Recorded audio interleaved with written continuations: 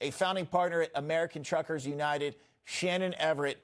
Gentlemen, it's a pleasure to have you both. Shannon, I'm going to start with you. This action taken by the DOT to go out there and shut down these 550 CDL mills, as they put it. Yeah, we're seeing a tremendous amount of action come out of the United States Department of Transportation, unprecedented, really. So we're really thankful for what Secretary Duffy is doing.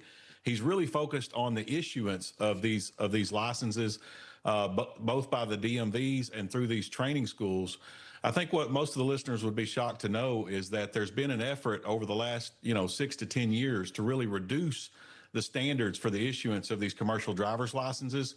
So much so, in fact, that when I trained to receive my commercial driver's license, I had to do it at the DMV with the state police, overseeing my written test and overseeing the actual physical driving test for my CDL. Now, all of that has been outsourced to these driving schools, where now they can receive their written test, receive their driving test, receive certification, and then take that to the DMV at the time that they're issued the license. And so a lot of these schools are operating in areas that are known for this illicit behavior of just rushing through people through these schools, and that's where you're getting this term CDL mill. They're just really paying for their license. All right, Jeremy, your thoughts on this? Well, you said it correctly, but first of all, thank you for having us. We surely appreciate it. But they are human puppy mills, basically. What's happening is these people are going to these CDL schools. They're being trafficked in there, and they're giving their CDLs, and they're going on our roads. They're killing people. They can't read English. They can't speak English. Basically, you could hire Ray Charles to be the head of these CDL schools and probably get better quality drivers. And that's the honest God's truth.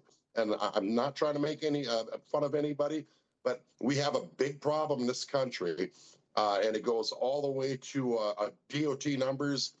And that's a whole other subject that you guys can cover. But we need to put a stop to it, and I applaud Sean Duffy and the DOT for putting a stop to these schools that are pumping out unqualified drivers on American roads. Shannon, how much of this do you think was to, affirm the immigration crisis for Democrats than to have these people come through and get their CDLs and, kind of go through the system here and it was all working, but really at the detriment to Americans in many cases, people lost their lives?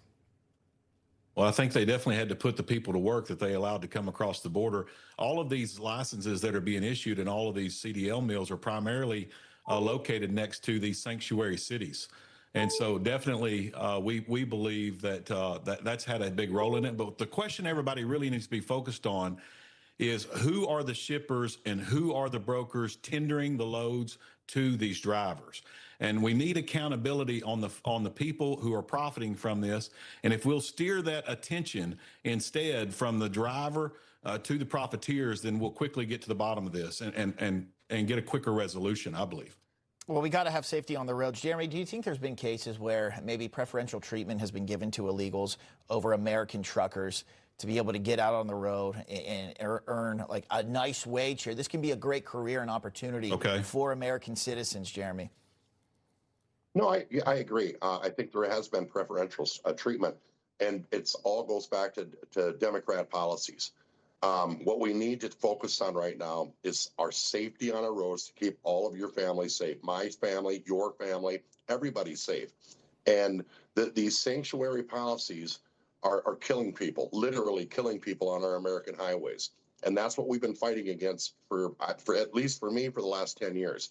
So like Shannon said, we need to start having accountability to shippers, receivers, and brokers that are allowing these people on our roads. I've been to places where they have numerous different language options when you check in.